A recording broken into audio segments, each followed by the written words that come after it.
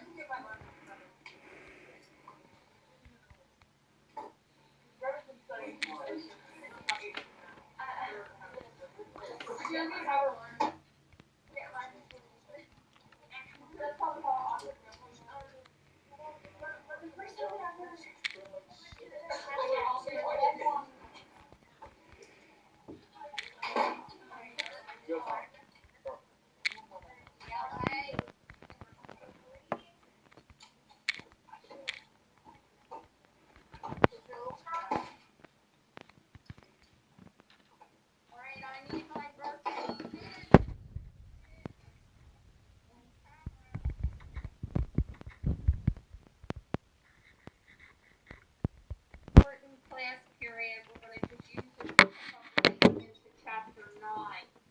I don't want the computers open. I just want you to read along and to be listening. I will say this. I've decided to give a review test on what we've done so far. I'm going to focus mostly on chapters 4, 5, 6, 7, and 8, but I may bring in something from the first 3 chapters already. There's a lot that we've talked about in these chapters.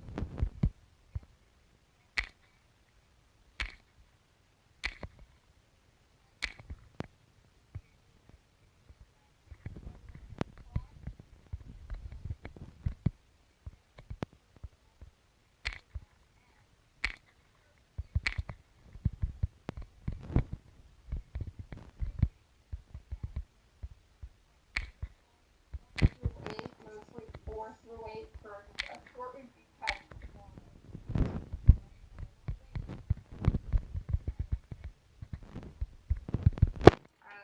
Emily McGovern, Emily Zhang, Delaney Nelson, you need to be present. Oh, Emily Zhang, I see you. Mateo, you need to be present in class. We're only going with reading to 1:15.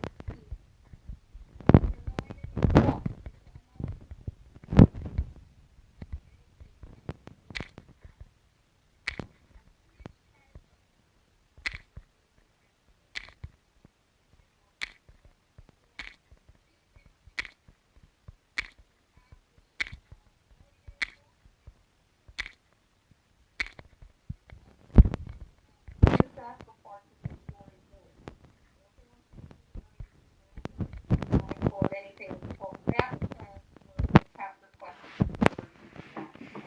All right, you can take that back, boys. This order given by me and Cecil Jacobs was the beginning of a rather busy time for family. My fists were clenched and I was ready to let fly. Atticus had promised me to wear me out if he ever heard of me fighting anymore. I was far too old and too big for such childish things, and the sooner I learned to hold him, the better off everybody would be. I soon forgot. Cecil Jacobs made me forget. He introduced us who we are today before this scout and dad.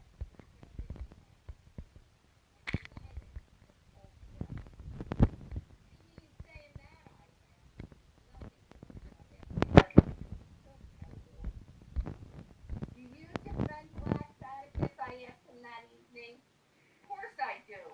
Don't say that word, Scout. That's common. What everybody at school says.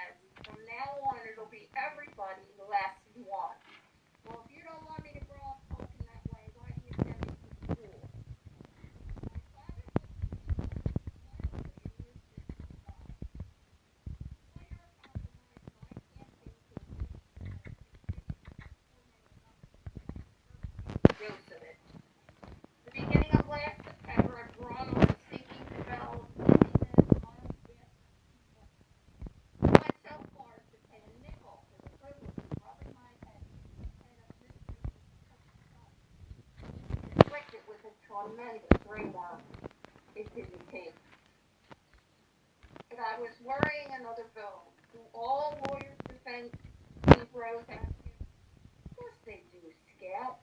Then why did teachers say you defend blacks? It made it sound like you were running a bill. Atticus sighed. I'm simply defending a Negro. His name's Tom Robinson. He lives in that little settlement beyond the town dump. He's a member of Calpurnia's church, and he knows his family well. She says they're clean living folks. Scout, you aren't old enough to understand some things yet, but there's been some kind of talk around town to the effect that I shouldn't do much of that defending. It's a peculiar case. It won't come to trial until summer session. John Taylor was kind enough to give us a postponement. If you shouldn't be defending him, then why are you doing it? For a number of reasons, said Atticus. The main one is if I didn't, I couldn't hold my head up in town. I couldn't represent this county in the legislature. I couldn't even tell you or Jim not to do something again. You mean if you didn't defend that man, Jim and me wouldn't have to mind you anymore? That's about right. Why? Because I could never ask you to mind me again, Scout, simply by the nature of the work. Every lawyer gets at least one case in his lifetime that affects him personally. This one's mine, I guess. You might hear some ugly talk about it at school, but do one thing for me if you will. You just hold your head high and keep those fists down. No matter what anybody says to you, don't you let them get your goat. Try fighting with your head first. You'll learn, even if it does mean just learning. Atticus was going to admit, no, honey. Really? Before we spoke, no reason for us not to. You sound like Cousin Ike says a place in county school provides a Confederate lecturer. The order general was Siberian, which he was in the ordering of Pennsylvania. At least once a year, Atticus, Jim, and I called on him, and I would have to check him. It was horrible. Jim and I would listen respectfully to Atticus, and Cousin Ike would have the war. Tell you, Atticus, Cousin Ike would say, the most very complicated. But I had to go through it again. I'd walk every step in the way there and every step back, just like I did before.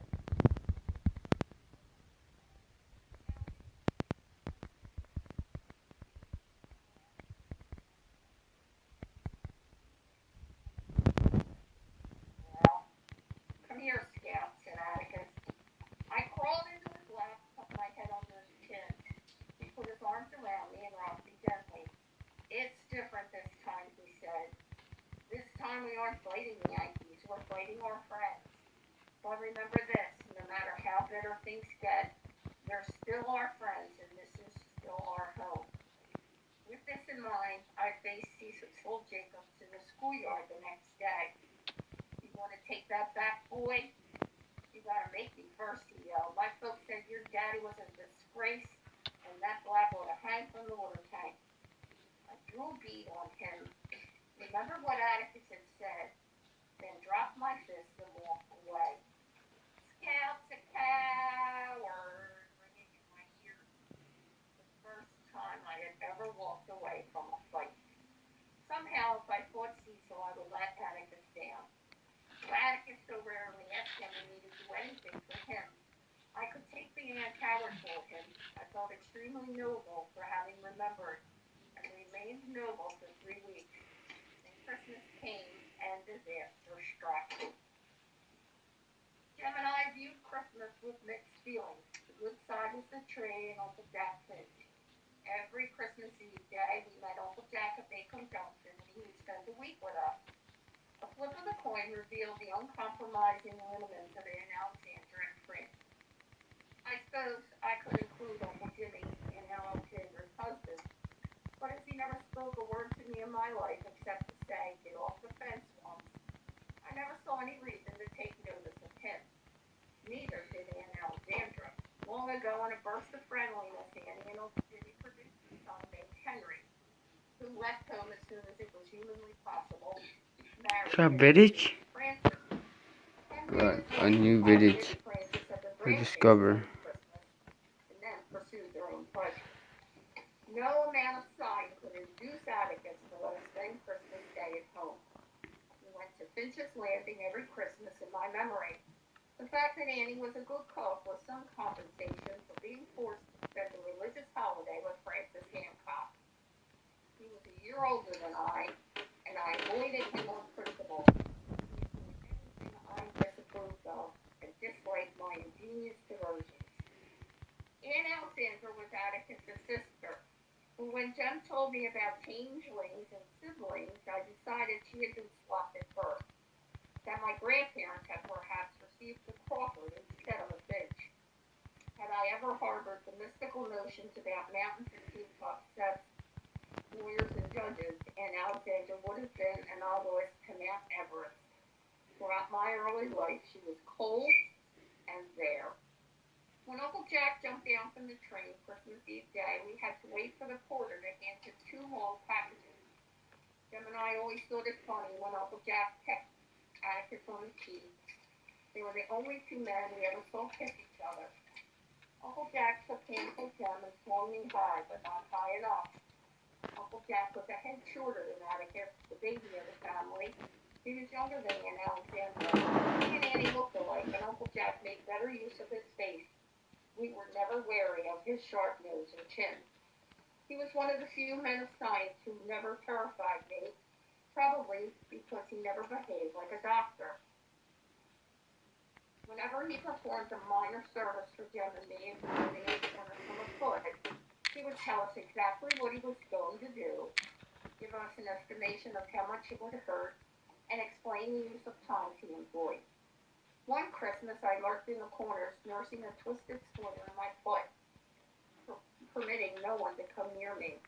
When Uncle Jack caught me, he kept me laughing about a preacher who hated going to church so much that every day he stood at his gate, in his dressing gown, smoking a hookah and delivering 5-minute sermons to any passerby who desired spiritual comfort. I interrupted to make Uncle Jack let me know when he would pull it out. But he held up a bloody splinter and a pair of tweezers and said he yanked it while I was laughing. That was what was known as relativity. What's in those packages? I asked him, pointing to the long, thin parcels the porter had given him. None of your business, he said. Jem said, "How's Rose Almer?" Rose Almer was Uncle Jack's cat. She was a beautiful yellow female. Uncle Jack said was one of the few women he could stand permanently. He reached into his coat pocket and brought out some snapshots. We admired them. She's getting fat, I said. I should think so. She eats all the leftover fingers and ears from the hospital. Oh, that's a damn story, I said. I beg your pardon. Atticus said don't pay any attention to her, Jack. She's trying you out. Cal says you've been cussing fluently for a week now. Uncle Jack raised his eyebrows and said nothing. I was proceeding on a dim theory aside from the innate attractiveness of such words. That if Atticus discovered I had picked them up in school, he wouldn't make me go. But at supper that evening when I asked him to pass the damn ham, please, Uncle Jack pointed at me. See me afterwards, young lady, he said. When supper was over, Uncle Jack went to the living room and sat down. He slapped his thighs for me to come sit on his lap. I liked to smell him. He was like a bottle of alcohol and something pleasantly sweet. He pushed back my bangs and looked at me. You're more like Atticus than your mother, he said. You're also growing out of your pants a little. I reckon they fit all right. You like words like damn and hell now, don't you? I said I reckon so. Well, I don't, said Uncle Jack. Not unless an extreme provocation is connected with them. I'll be here a week, and I don't want to hear any words like that while I'm here. Scout, you'll get in trouble if you go around saying things like that. You want to grow up to be a lady, don't you? I said, not particularly. Of course you do. Now let's get to the tree. We decorated the tree until bedtime, and that night I created the 2 long packages for Jem and me. Next morning, Jem and I dived for them. They were from Atticus, who had written Uncle Jack to get them for us, and they were what we had asked for. Don't point them in the house, said Atticus when Jem bathed a picture on the wall. to teach him to shoot, said Uncle Jack. That's your job, said Atticus. I merely bowed to the inevitable. It took Atticus's courtroom voice to drag us away from the tree. He declined to let us take our air rifles to the landing. I had already begun to think of shooting Francis, and said if we made one false move, he'd take them away from us for good. Finch's Landing consisted of 366 steps down a high bluff and ending in a jetty. Further downstream beyond the bluff were traces of an old cotton landing, where Finch Negroes had loaded bales and produce, unloaded blocks of rice, flour, and sugar, farm equipment, and feminine apparel. A two-rut road ran from the riverside to the two-story portion circling it upstairs and downstairs. In his old age, our ancestor pointed astonishingly and builders approved his mighty life. But with the porches, all resemblance to ordinary houses of its era ended. The internal arrangements of the Finch house were indicative of Simon's guilelessness and the affluent trust with which he regarded his offspring. There were 6 bedrooms upstairs, 4 for the 8 female children, 1 for welcome Finch, the sole son, and 1 for visiting relatives. Simple enough, but the daughters' rooms could be reached only by one staircase. Welcome's room and the guest room were only by another. The daughter's staircase was on the ground floor bedroom of their parents.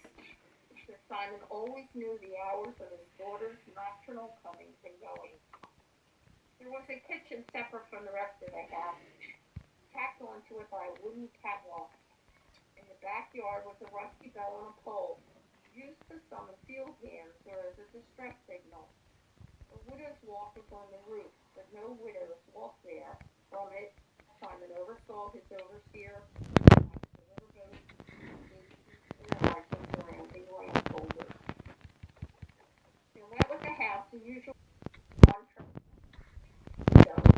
to save us from raiders in the neighborhood.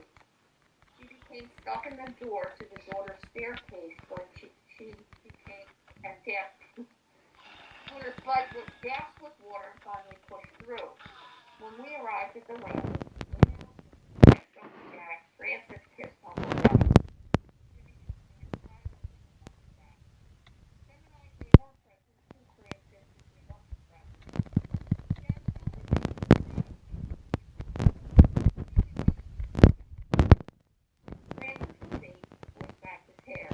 What'd you get for Christmas? I asked politely. Just what I asked for, he said. Francis had requested a pair of knee pants, a red leather jacket, side shirt, and an untied bow tie. I lied. Jim and me got air rifles, and Jim got a chemistry set. A toy one, I reckon. No, a real one. He's going to make me some invisible ink, and I'll go right to doing it. Francis asked, what was the use of that? Well, can't you see? Just see his face when he gets a letter from me with nothing in it. It'll drive him nuts. Talking to Francis gave me the sensation of settling slowly to the bottom of the ocean. He was the most boring child I ever met. As he lived in Louisville, he could not inform me of his school.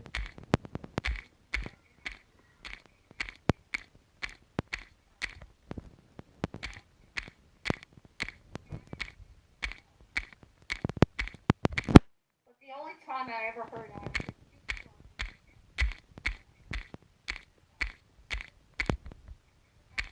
with them. It had something to do with my going around in overalls. Aunt Alexandra was fanatical on this subject of my attire.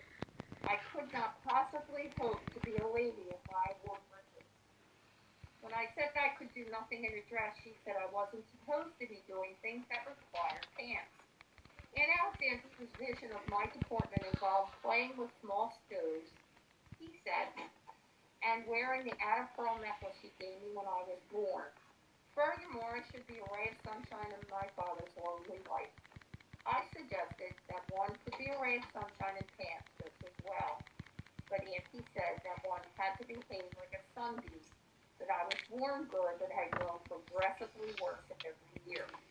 She hurt my feelings and set my teeth permanently on edge.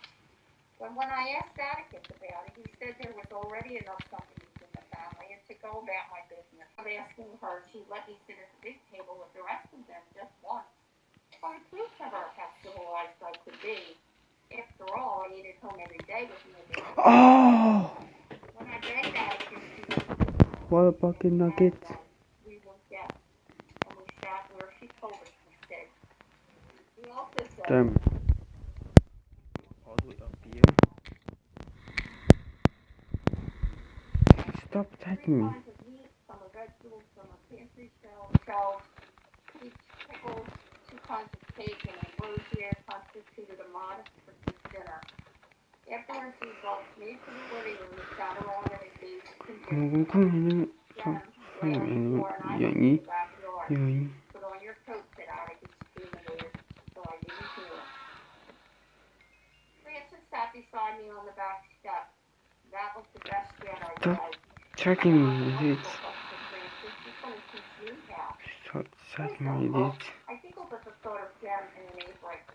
Grandma says all men should learn to cook, and men want to be careful with their wives and wave on them when they don't feel good, said my cousin. I don't want Bill waving on me, I said. I'd rather wave on him.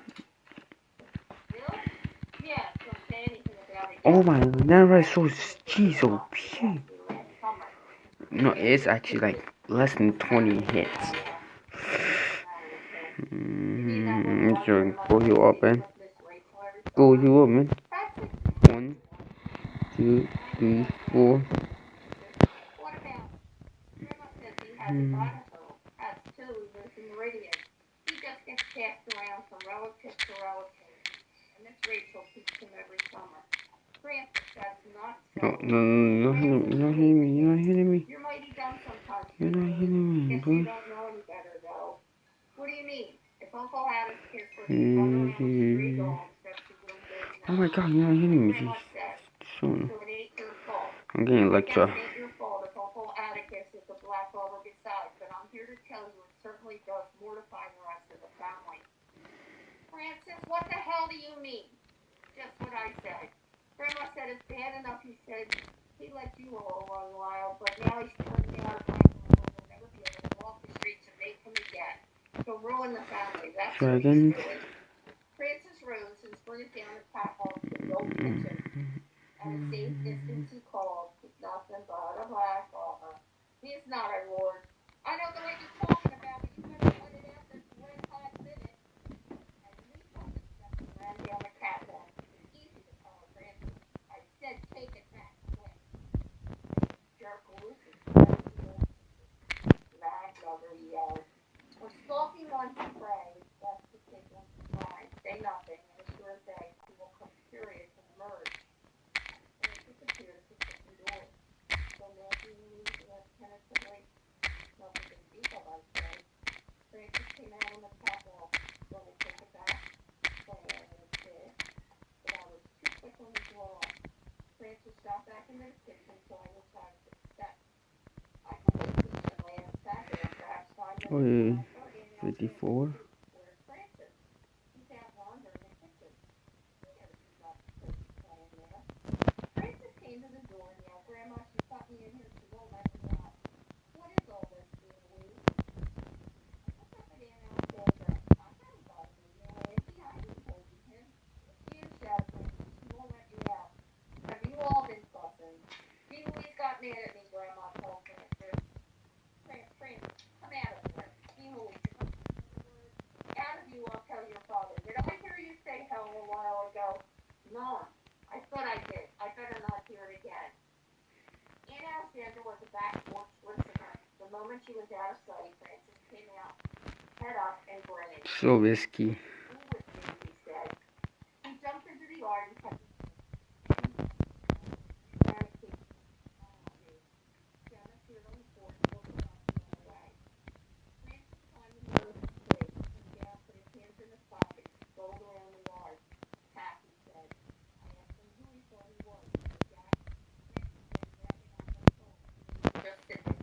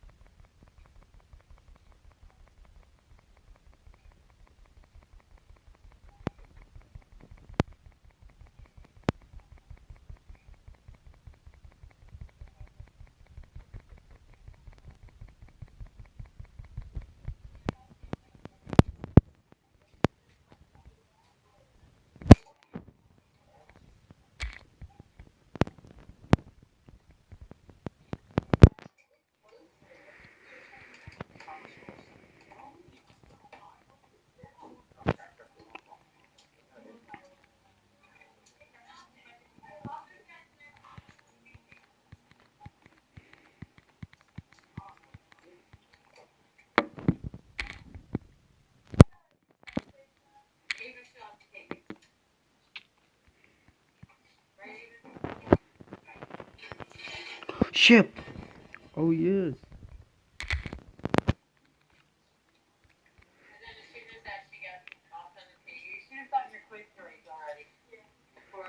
Ship. Stop. Stop.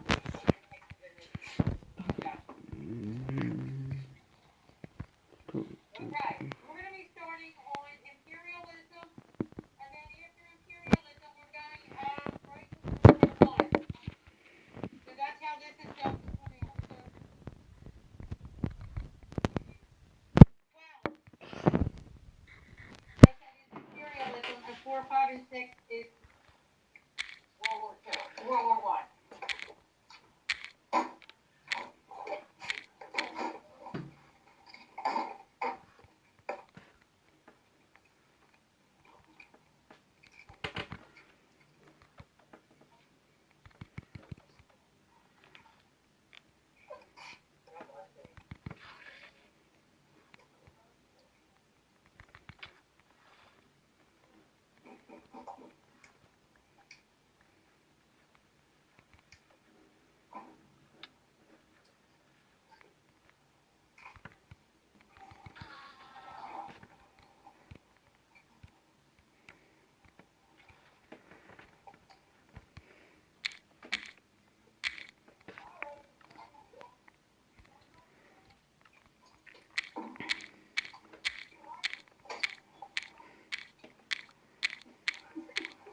Did you check that other room?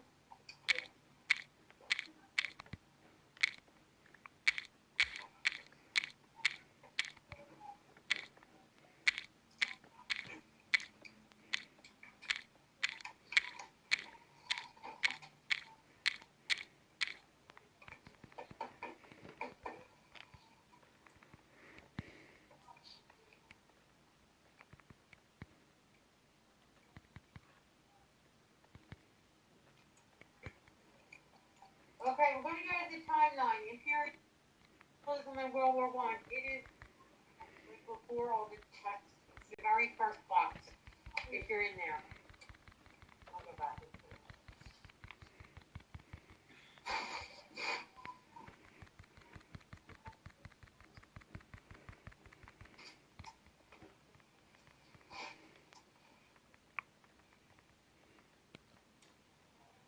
Okay, when you're here in your table of contents, you're going to go to topic 12.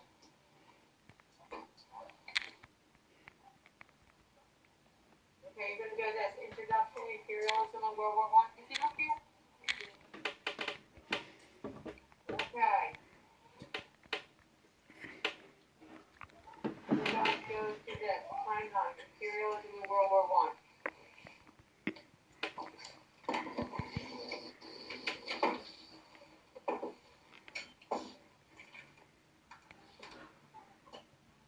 Okay, so we're up here now.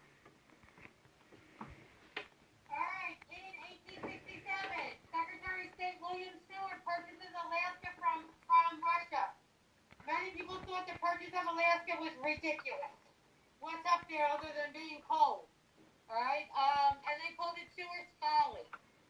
Seward because Secretary of State William Seward purchased it, so therefore Seward. And folly, a folly is a joke. Okay? So they thought it was Seward's Folly. Little did they realize that it had gold, oil, wooded areas, lumber industry. So it was actually very, very, very, very good. But it was owned by Russia. Okay, you need to know who it was owned by. It was so far away from Russia, from the main seat of government, that they were kind of happy to get rid of it. You don't have to write this down yet. We didn't get to it yet. This is just a little overview. What do we have next? 1898. The Spanish-American War breaks out. American troops win quick victories in the Philippines and Cuba to win the war.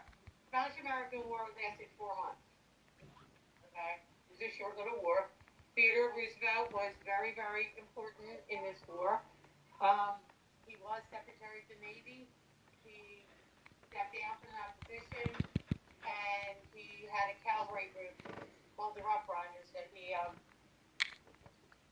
win the Spanish-American War, but it was a very short war, 4 months.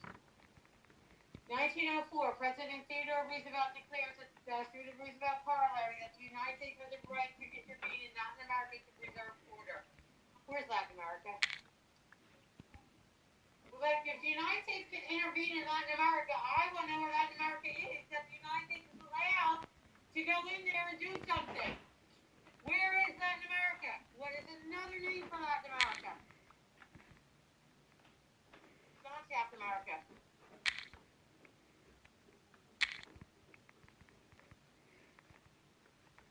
It's Central America. Give me some countries in Central America. Panama's there, yeah. Hello, Mexico. But Mexico's still in North America. What all those Venezuela, all those little countries, all those little places in there, okay? Why do you think they had the right to intervene there? What gives the United States the right to intervene?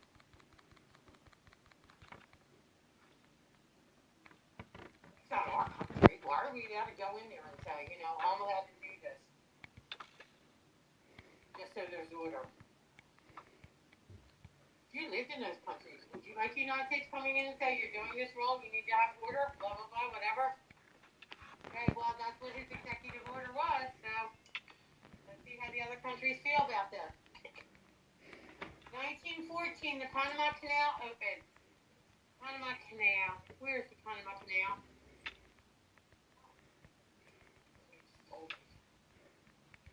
Yeah, why is the Panama Canal so important? Like, why would that be important?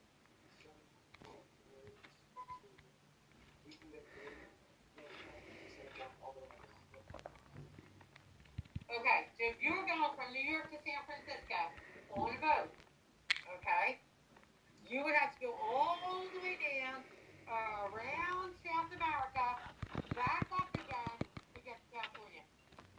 Now, the Panama Canal cuts right through North and South America, through Central America, through Panama, cuts it less than half.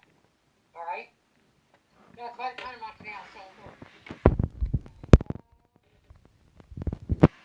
1915, nearly 1,200 people, including 128 American citizens, died when the German submarine sinks the Lusitania. Thinking of the Lusitania. That happened during World War I. Okay, although the United States was not involved yet. Okay? In 1917, the United States entered World War I. World War I started in 1914. The United States did not enter until 1917, and it was over in 1918. So the United States was only in the war for 1 year, a little over a year. Okay, but it made a powerful impact.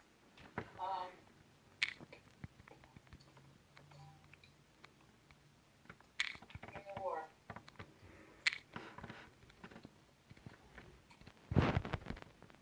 Okay. 1918, an armistice ends World War I on November 11th. The 11th day of the 11th month in the 11th hour, 1918. November 11th, November 11th, 11 a.m. The armistice was signed. The 11th day of the 11th hour of the 11th month, 1918. Okay? 1919, the Treaty of Versailles signed in Paris, but the United States has rejected. The United States never signed the Treaty of Paris to end World War I. As a matter of fact, the United States did not even sign a treaty with Germany until 1921. All right? Because people did not agree with that. But we'll get to that when we get there. All right. I'm going first person of wax. First, we're going to discover about the United States in going overseas and making itself a world power. So the United States didn't really just, well, actually, the United States actually played in a big effort to make itself a world power. All right, yeah.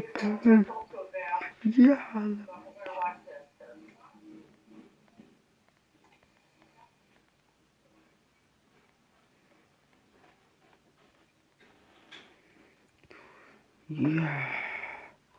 Look at me. Dragon.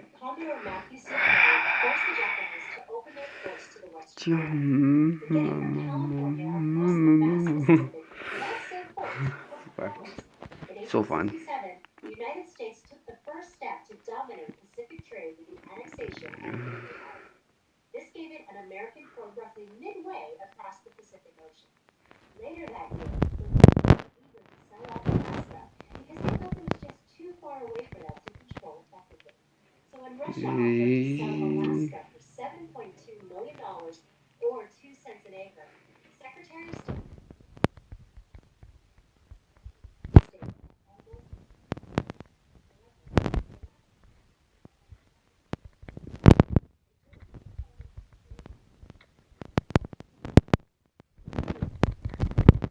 when gold was discovered in Alaska's Klondike region, miners flocked to Alaska, just as they had rushed to California over 40 years earlier. With America's Pacific holdings increasing, Americans soon set their sights on Hawaii. In addition to expanding America's overseas holdings, they wanted to protect the interests of the huge American sugar plantations that had sprung up on the islands in the 1850s. As the power and the influence of the American planters increased in Hawaii, they were able to force the Hawaiian king to accept a new constitution in 1887. This constitution limited his political rights. When the king died in 1891, he was replaced by Queen Liliuokalani. She openly rejected the new constitution and began a push to eliminate the political power of the planter elite. Liliuokalani held firm until the planters staged a revolt in 1893 and appealed to the United States, led by the Marines. The planters prevailed and forced Liliuokalani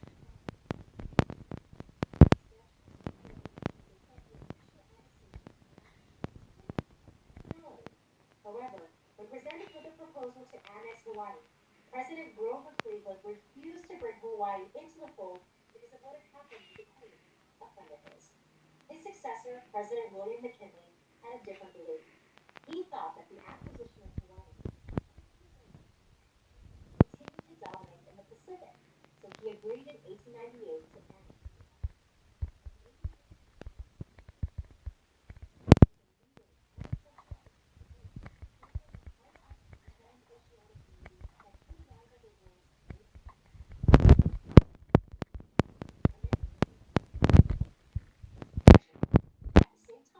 Sought to continue to improve its financial standing as one of the most powerful nations in the world.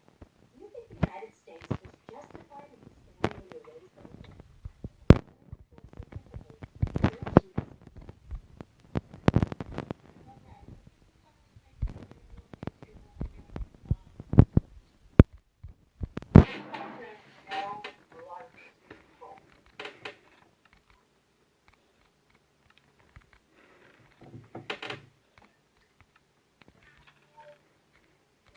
Okay, so go back to George Washington. George Washington said we need to stay within the United States. We need to believe in isolationism. We need to know what isolationism is. Little to do with political affairs of the other nations.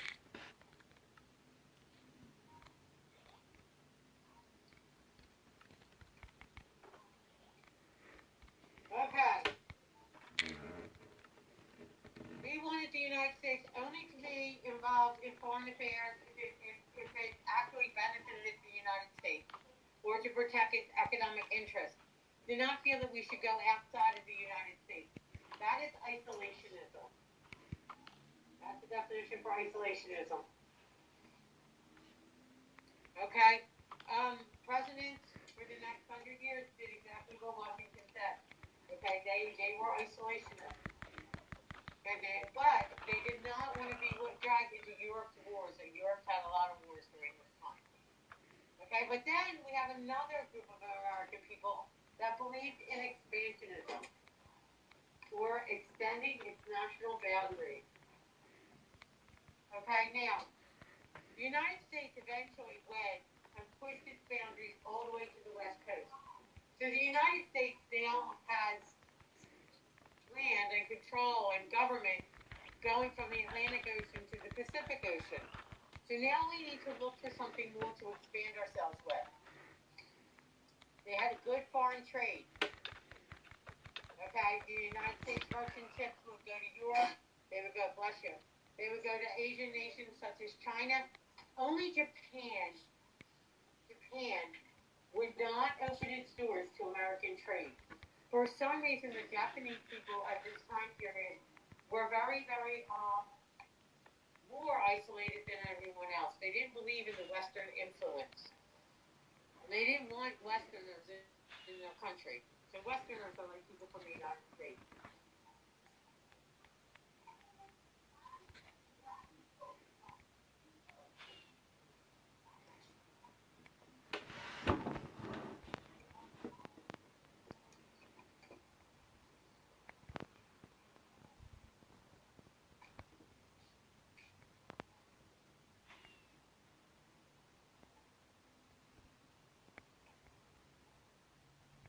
Okay, so no one really was allowed to trade with Japan at all.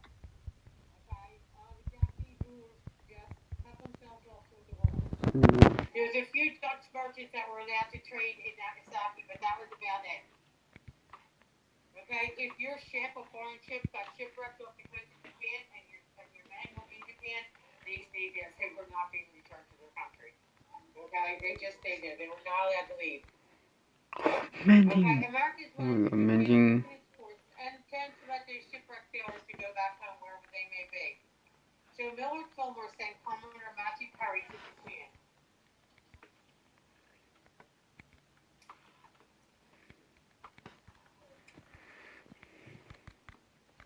Okay, so in July of 1853, Fillmore sent Commodore Matthew Perry to Japan. Okay, he went with these 4 Union warships. Not that he was going to fight with them. Okay, it was a show of strength and power. The Japanese emperor had never seen ships like this before. Okay, never. So the Japanese rulers wanted the okay, but before they left, Perry gave the Japanese officials a letter from President Fillmore. Okay, it asked the Japanese emperor if he would open the doors to trade with the United States. Okay, Perry said he'll be back in a year. Okay, to find out the answer. It would take that long to travel back and forth anyway.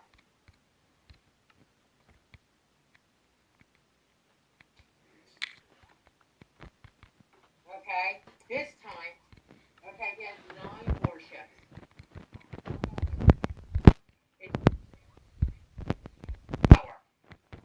Okay, eventually the Japanese signed the Treaty of Kanagawa. We need to write this here.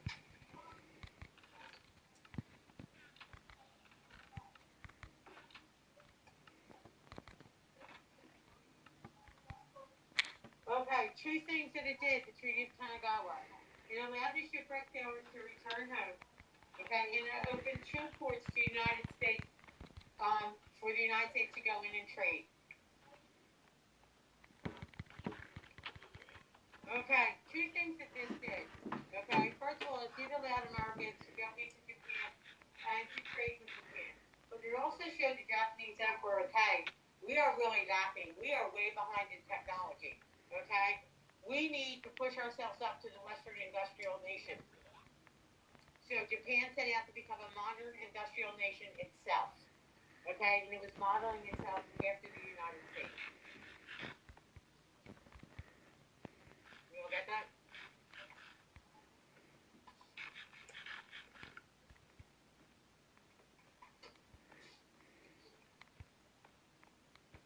How the United States influenced Japan? This one?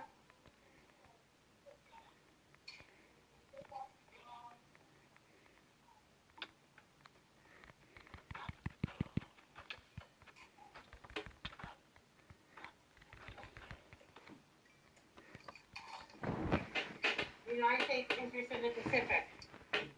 Okay, so the United States really needs, in order to get Japan to Japan, we have to go around the Pacific Ocean, right? The United States doesn't have any islands in the Pacific Ocean. Okay, it doesn't control any of those islands.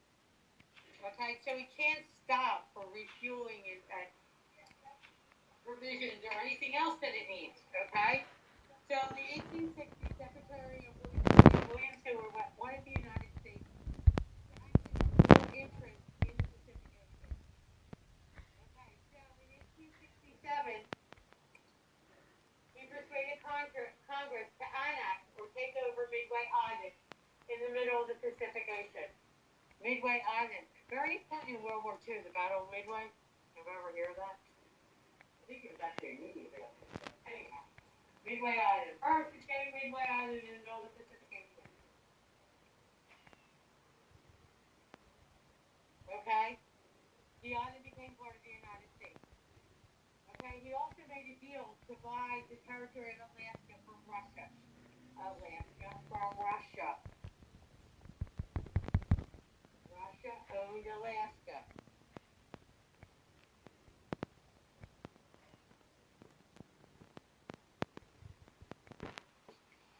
Are you coming in here? Okay. Okay. All right. So, Seward thought that Alaska was important for the United States with trade in Asia and the Pacific. Okay, Russia was eager to get rid of Alaska because they felt Alaska was way too far for them to govern. So, if you look at a map where Russia is, okay, I don't know if you guys remember this. Do you remember when you're doing the Indians and they crossed the Bering Strait because it was all ice and then they got into North America and came down? So they came, okay, so then the Bering Strait turned into water, right? Okay, so that's where Alaska is and Russia. Okay, so they're right up there next to each other, kind of. All right? I guess you see me. Can you visualize this or you need a map? Okay, we'll get a map up and I'll show you. I think there's a map on the next page. Okay. So, Seward was playing cards one night and he got interrupted by a message from the Russian ambassador. The Emperor, Tsar of Russia, wanted to sell Alaska to the United States for $7.2 million. Okay? That's less than 72 cents an acre. Okay? That's cheap. Alright? So Seward agreed to buy the land even though Congress was not in session. Seward told the Russian government, the Tsar, that yes, the United States would buy it. Okay? The ambassador said, your department's closed. He said, never mind, it'll be open and ready for business and we will get it. 2 cents an acre. Alright? The cost came to 2 cents an acre. I thought it was 72, but it's 2 cents an acre. Okay? And increases the area of the United States. Many people call this Seward's Folly or the joke. Okay? Seward's ice block. Seward's Folly. Okay? They thought Americans thought Alaska was just land of icy mountains and frozen fish. Okay, but 1990 they found gold in Alaska.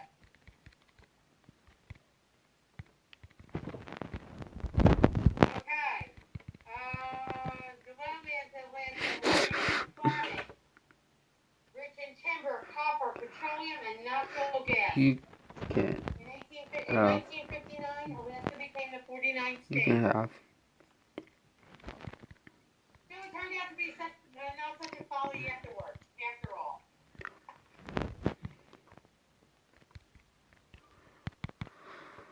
You can have the armor.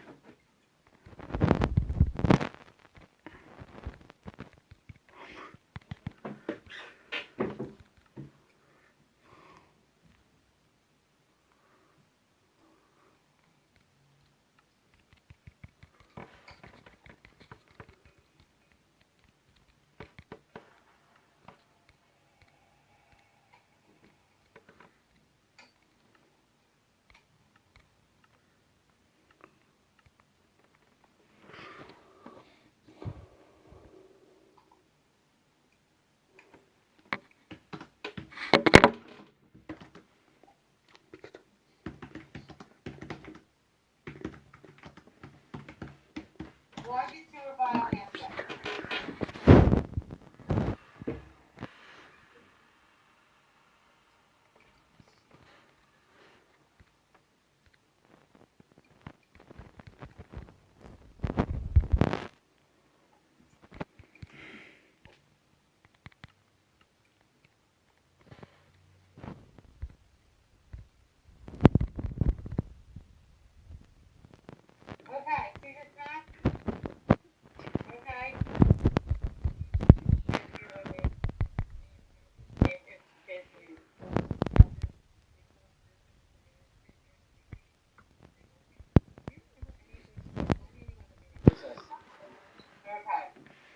here's Alaska.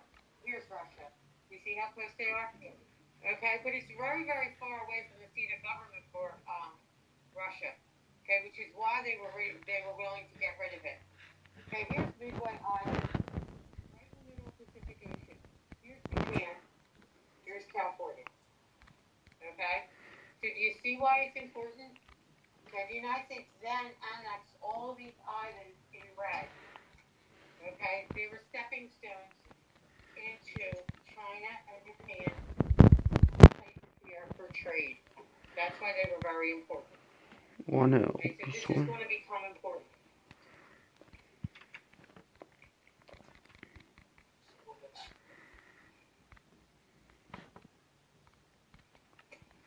Okay, I'm going to stop here. We will do text through tomorrow. So we'll remember we're on text through. Okay?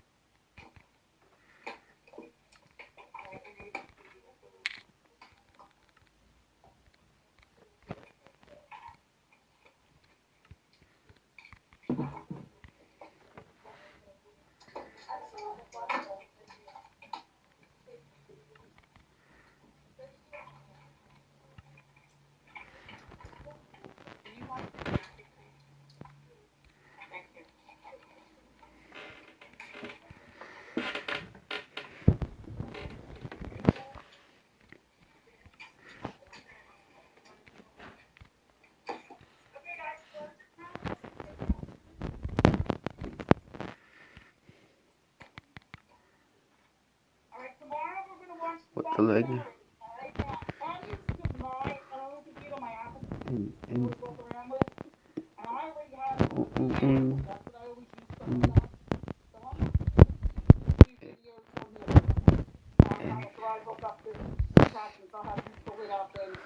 Only can get it in city.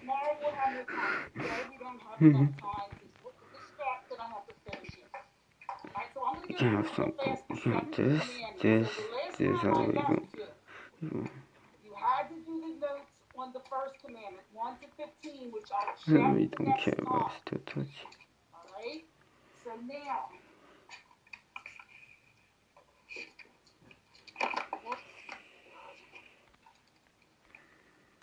if you would open to page 202, then when we're done, so you need to have your notes to, so we can, there's an extra, I forgot one I found out in the last class. Alright, the second commandment is what we're going to do right now.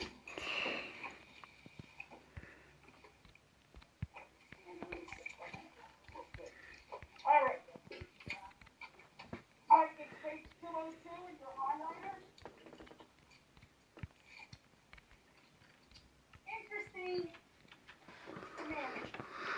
I don't think any of you even here are guilty of breaking the first commandment. I think you know God is above all. In Catholic school, you've been learning about God. 2 hours gone. I don't think there is a spiritual wisdom and Satanism at all. But the second commandment is a little bit different because I have a feeling that some of you break the second commandment. I know I've broken it, so I think possibly you have too. Alright, so let's get at the top of 202 and highlight the first sentence. A sacrifice is a gift given to God. Omlet, that's what you're all going to be doing, I'm sure.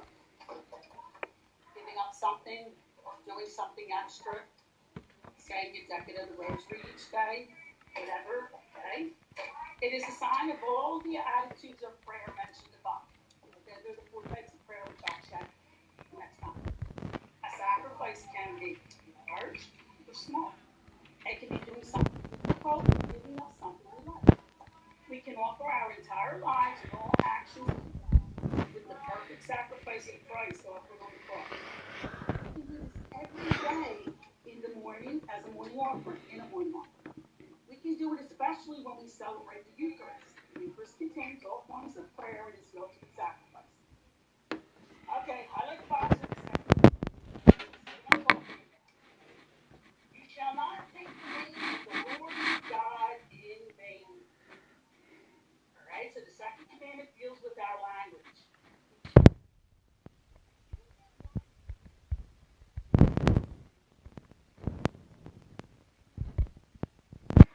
Names are important because they show respect for the uniqueness and dignity of each individual.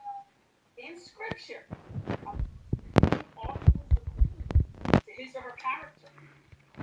Okay, highlight the next line.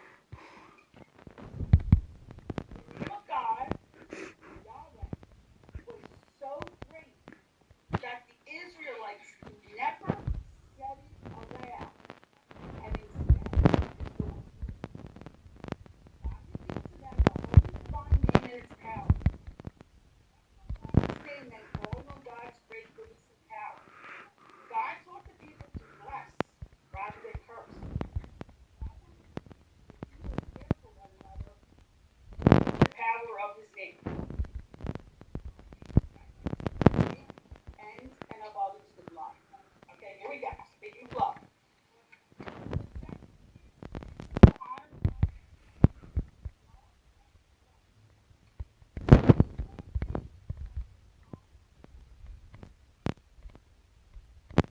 Highlight the rest of this paragraph. Two uses of God's name are vows and oaths. A vow is a brief promise made to God to perform a good act not required of poverty, and obedience.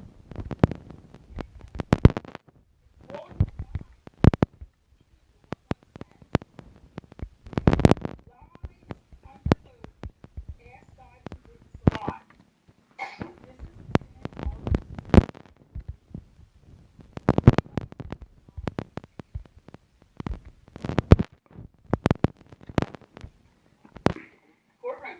All right, that's a good one. If you ever have to go to court or in court and you had to take the stand, or you put the Bible in front of you, you swear to tell the whole truth and nothing but the truth to help you God. Say I do. Ah. You will. Oh. Sin. I. Oh. Oh. High five.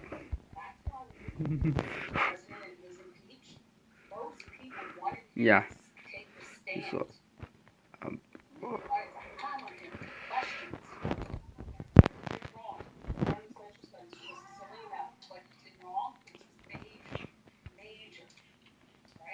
Where are you? Stop jumping around. People would not give Trump a chance either. They would probably come out and say, put Trump on the stand.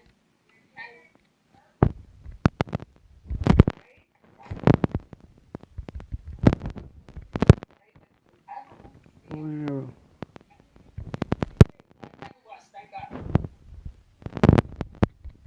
Yours.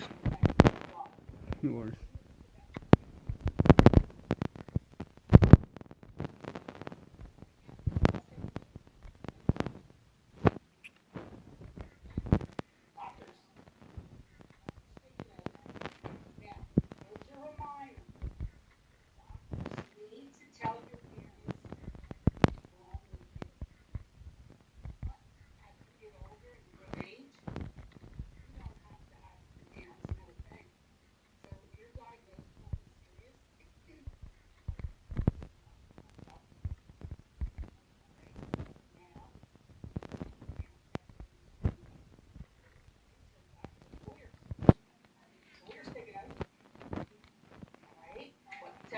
Stays with your attorney, and that information stays with that phone. Right? Don't lie. Okay, now, the next four things, you're going to find out something that you're doing wrong. Say your name.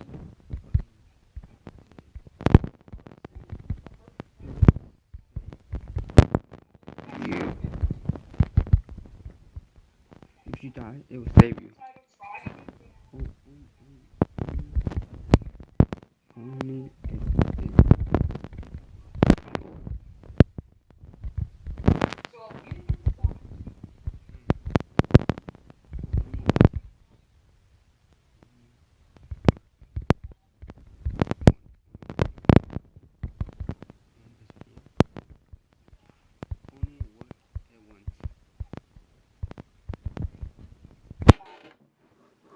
And that's when I don't know anybody who's ever done this, even though people do it. Words that insult the goodness of God, from Ray. show hate for God, are blasphemy. It is from a Ray battle. You need but woman for raid.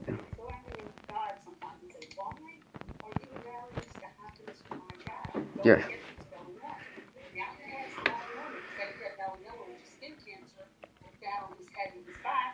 I don't think he was already suffering. He had prosthetic legs and everything, but then he couldn't use them anymore because he got older and the stumps that he did have got really weak and infected. They want to cut more, they can't cut anymore. He had there's a disease in my family that he had, and he got this. So I used to be angry with God. My mom would say too, she used to walk so angry with God right now, your poor father and what he's been suffering and going through. So I don't hate God at all, but then I would pray to God. I would be so upset that I got angry with him that I would pray to him afterwards and ask him to help my dad. He passed away, like I said before, I didn't see it 5 years ago because he had so many things wrong. So I would be a little upset with God. I didn't put it like that, but I never insulted him and I never showed hate for him, ever. I just was upset with him. So if you get upset with God, try and talk through it between your personal prayer with God. Guess what you're doing wrong? The next one. Look at the definition. Calling on God to bring evil or harm to someone or something is cursing. Think of the number of times you went to confession and you said, Father, I curse. You know what that meant you did? You brought evil. You wished evil on somebody. You're doing something else. I don't think anybody's wishing evil on them. If you would do it, you would have used it.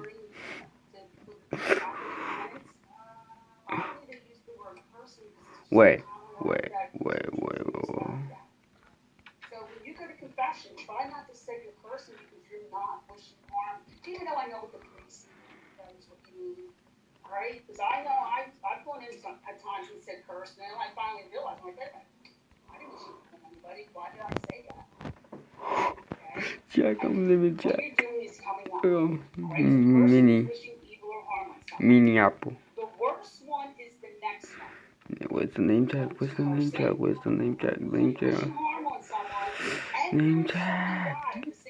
Name tag. Name tag. And language that insults God are commonly called swearing. So not only are you wishing harm on someone, you're insulting and showing hate for God at the same time. So people might say, do you use swear words? They just, use your bad language. You're not, they don't mean, I don't know anybody who's ever, and I know I've never gone that Apple man. as to wish harm on somebody Apple. and insult God. That was never. Your name is Apple. Hey, What you're doing is the next sentence. Some people Apple. cursing and swearing offensive and dirty words that show irreverence and disrespect to the human body. Sometimes vulgar words are used in anger and involve the careless use of God's name. They show disrespect for God and others. They mark a person as crude and unfeeling. Your words reflect who you are. As a Christian, honor God with your words. Praise and encourage others. Respect all people. Honor them and honor God. So, Apple. I don't think the next time you're Freaking going to with Apple. way things are. Freaking with Probably Oh my god. Apple. Apple. If you are using vulgar language, that's what you want to set. And don't give a number. Oh, I've used vulgar language 7 times. You know, you're just making up a number. Just say I'm in the habit, or I occasionally use vulgar unacceptable language. That clears it all up. Right? Because that, as you get older, you want to be able to make the right confession when you do go. So you want to get away from saying the word person unless you're actually doing that. You're doing that. But you were taught that word in 2nd grade, if I'm not mistaken. All right, if not younger. Okay, parents probably still use that word to curse. I know my mom and dad were. It's hear something about curse. Of course, my answer was always no. All right, you know, don't tell me no. I know I heard something. Okay, but that is not what cursing is. Cursing is that you wish evil on someone. So disrespectful or bad language is what you want to confess if that is what you are doing. Okay, now if you look at your notes, I think we have time. The other room finished, so I think we'll finish too. We have exactly 10 minutes. We'll finish them. We have an extra though. I forgot to put perjury. I don't know how I did that. So under extra, I'm getting to the word extra because I always forget something. So for number 26, put the word perjury, please. Next to 26, put the word perjury. We'll put it number 26. Okay, so we have sacrifice coming up with Lent real soon. I know I'm giving you sacrifice. You know what, guys? I don't give up anything. Like some people say, I'll give up soda, I'll give up pretzels, I'll give up candy. I always say the rosary. I do something every day. And that is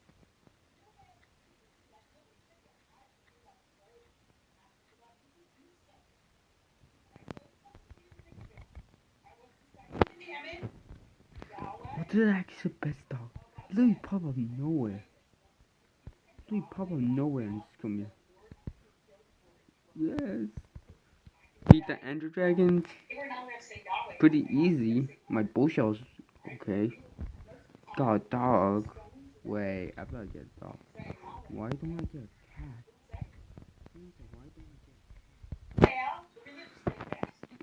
Yeah, why don't I get a cat? Why don't I get a cat right now? And I still didn't get a cat. So,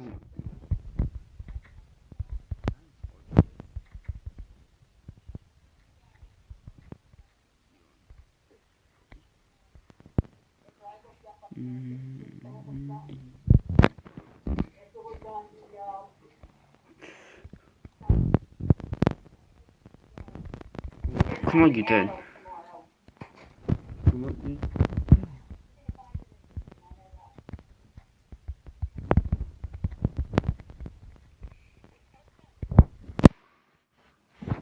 hopefully.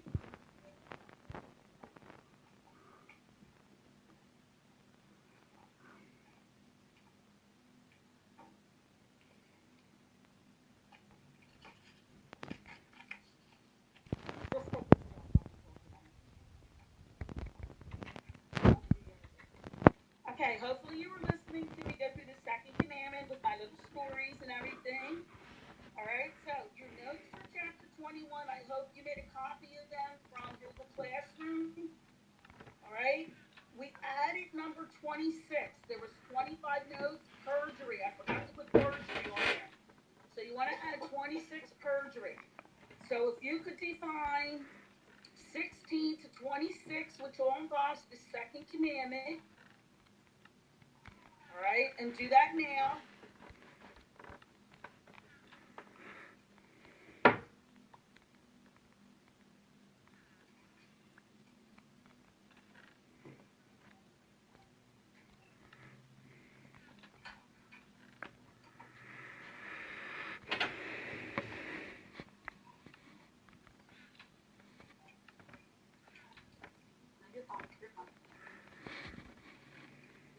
Were you serving this morning? All right, what I went through was the greater than less than, only putting them in y equal 4. All right, so I'm not going to do any graphing. I'm going to be putting that tomorrow.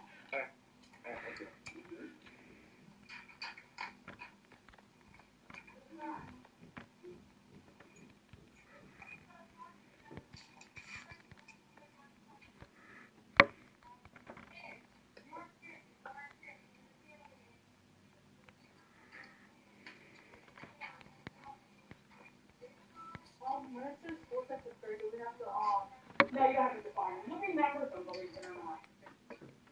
Praising God, thanking God, saying I'm sorry, petitions, asking God.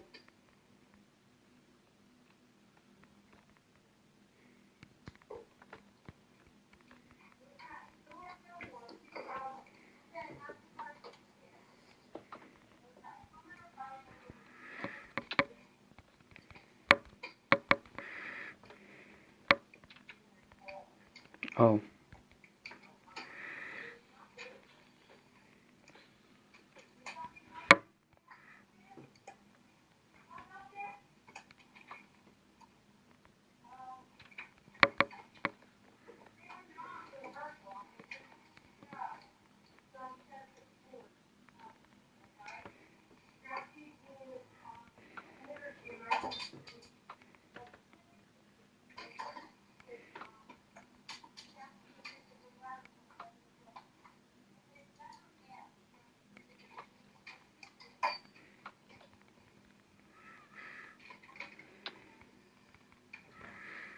Oh my.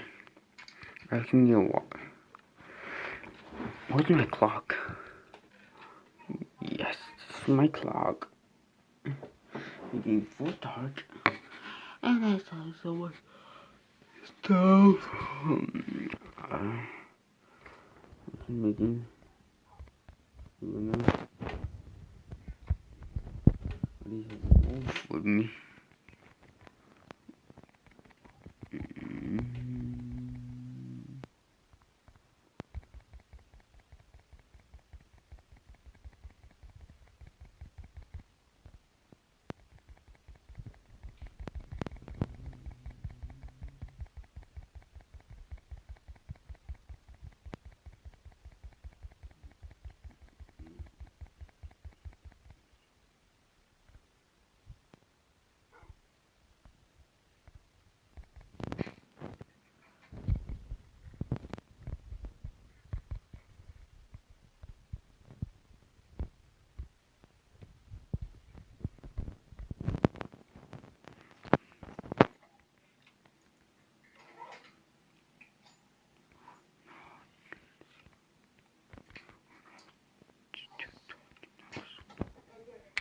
Full documentary. It's called Evil Hope Leader. It looks like it's a 16-point scale. So I don't have to talk about it tomorrow. They're going to write down, even though they're also 16 even worse. They're going to write down on a scale of 1 to 16, 16 is the worst. If they had to be rated here, they'd all be 16. Oh my god, soon.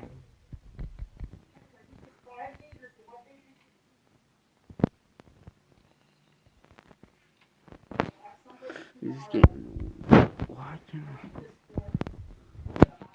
Can you pick? Okay, wait.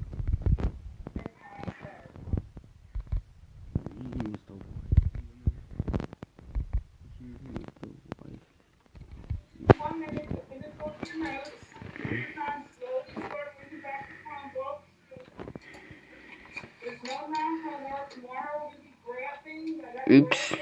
No, I'm so sorry. Do I have any food for you? Please tell me I have food. Please tell me I have food. No way, last second. I don't even need to feed you. I can feed this. Yeah.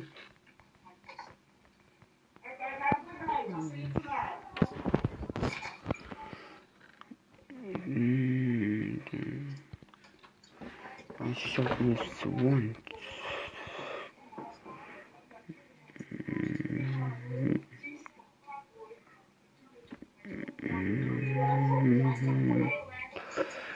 Three.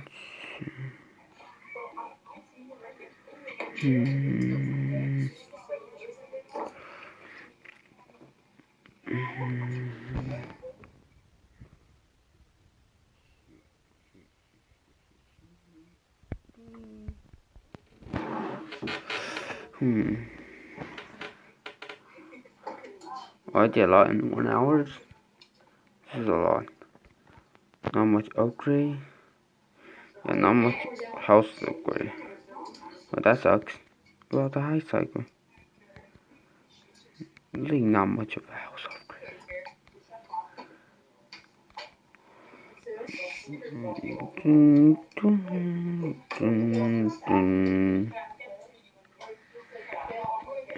Baby house. Are these still like baby house upgrade? These still like a baby upgrade. No much. Still looks bad. It still looks so bad.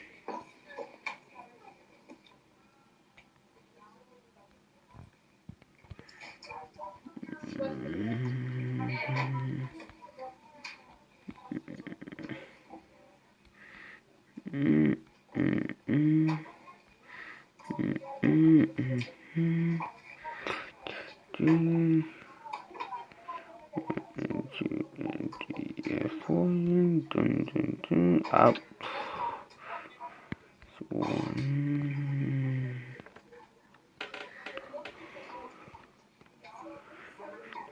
my gosh, it's raining.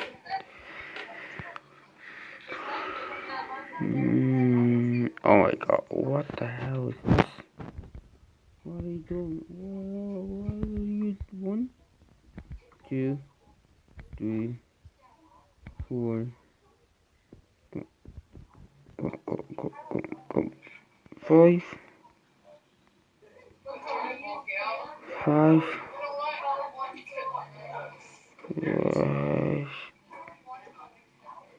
6. 2.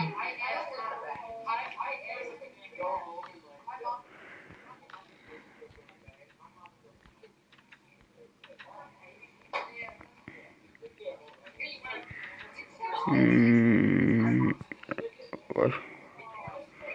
2 villagers in my house? Oh my gosh. This sucks.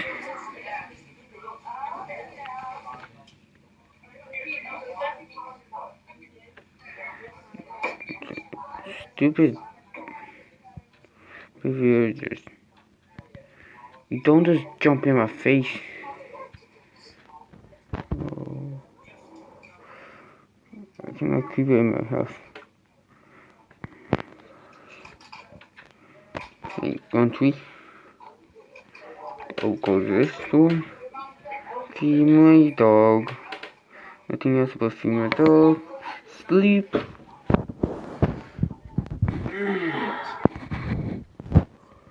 Wake up.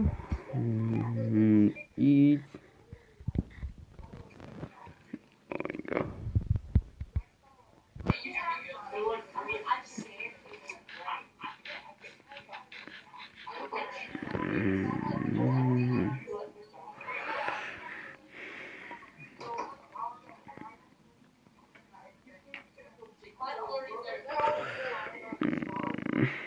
I think that's my favorite one. The train station, it's okay. We're not finished. This one is crazy. The house is okay. Well, basic. Farm, I think you should like that one first. Don't listen to it.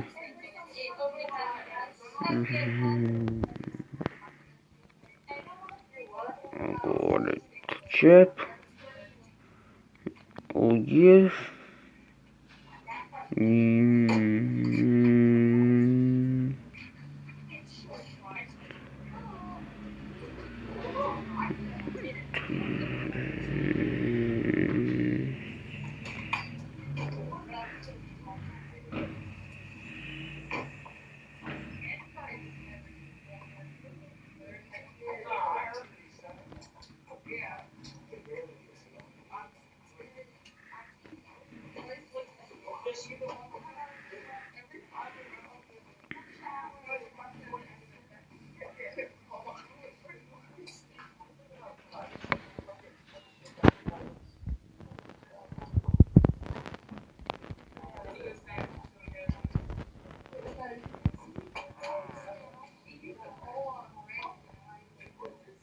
I'm bored.